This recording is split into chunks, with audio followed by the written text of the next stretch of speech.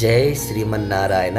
భగవద్ బంధువులారా, ఇప్పుడు మనం తెలుసుకోబోయేది ఈ ఏడాది సంవత్సరం శ్రావణ మాసం ఎప్పటి నుండి ప్రారంభమవుతుంది, వరలక్ష్మి వ్రతం ఏ వారం చేసుకోవాలి, ఈ ఏడాది ఎన్ని శ్రావణ శుక్రవారాలు వచ్చాయి అనే విషయం దానిపై ఇప్పుడు మనం వివరంగా తెలుసుకుందాం. 2025లో శ్రావణ మాసం జూలై 25 నుంచి ఆగస్టు 22 వరకు ఉంది. ఈ ఏడాది వరలక్ష్మి వ్రతం ఆగస్టు 8న జరుపుకోవాలి. ఈ సంవత్సరం మొత్తం 5 శ్రావణ శుక్రవారాలున్నాయి. అలాగే ఆషాఢ మాసం తొలి ఏకాదశితో హిందువుల పండుగలన్నీ కూడా మొదలవుతాయి. ఆషాఢం ముగిసిందంటే శ్రావణం మొదలు. హిందువులకు ఎంతో పవిత్రమైన మాసాలలో శ్రావణ మాసం ఒకటి. మహిళలు ఈ నెల మొత్తం ఎంతో భక్తి శ్రద్ధలతో పూజలు చేస్తారు.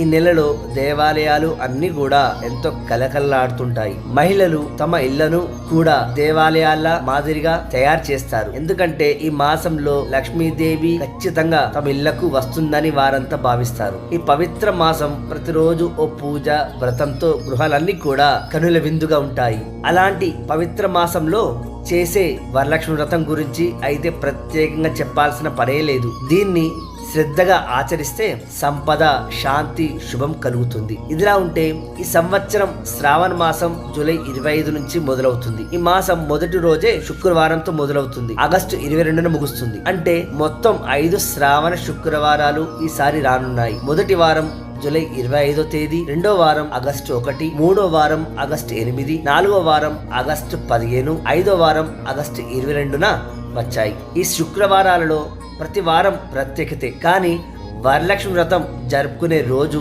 ఇంకా ప్రత్యేకంగా చెప్పవచ్చు. 2025లో వరలక్ష్మి వ్రతం ఆగస్టు 8న వస్తుంది. ఇది శ్రావణ మాసంలో 3వ శుక్రవారం. వ్రతం చేసే సమయంలో తిథి, నక్షత్ర, ముహూర్తాలు ముఖ్యంగా చూసుకోవాలి. కాబట్టి జ్యోతిష శాస్త్రాలు 3వ వారాన్ని వరలక్ష్మి వ్రతం జరుపుకోమని చెప్తున్నాయి మన శాస్త్రాలు. ఈ మాసంలో వరలక్ష్మి వ్రతంతో పాటు మంగళవారం రోజున జరుపుకునే మంగళ గౌరీ వ్రతం కూడా ఎంతో పవిత్రంగా భావిస్తారు. ఈ మాసం అంత దేవతల పూజలు, శుభకార్యాలు అనుకూలంగా ఉంటాయి. చంద్రునికి పూజ చేయడం ద్వారా మనశ్శాంతి కలుగుతుందని అనేక హిందూ గ్రంథాలు చెప్తున్నాయి. 2025లో శ్రావణ మాసంలో 5 మంగళవారాలు కూడా వచ్చాయి. ఇలా మంగళవారాలు, శుక్రవారాలు ఎక్కువ రావడం చాలా అరుదైన విషయం. పూజల వల్ల కలిగే ఫలితాలు. ఈ మాసంలో లక్ష్మీదేవిని, గౌరీదేవిని పూజించడం వల్ల ఐశ్వర్యము, ఆనందము, కుటుంబ శ్రేయస్సు కలుగుతుంది. ఇది వ్రతాల కాలం మాత్రమే కాదు, మనసు ప్రశాంతంగా ఉంచే శుభ మాసంగా కూడా పరిగణించాలి. జై శ్రీమన్నారాయణ.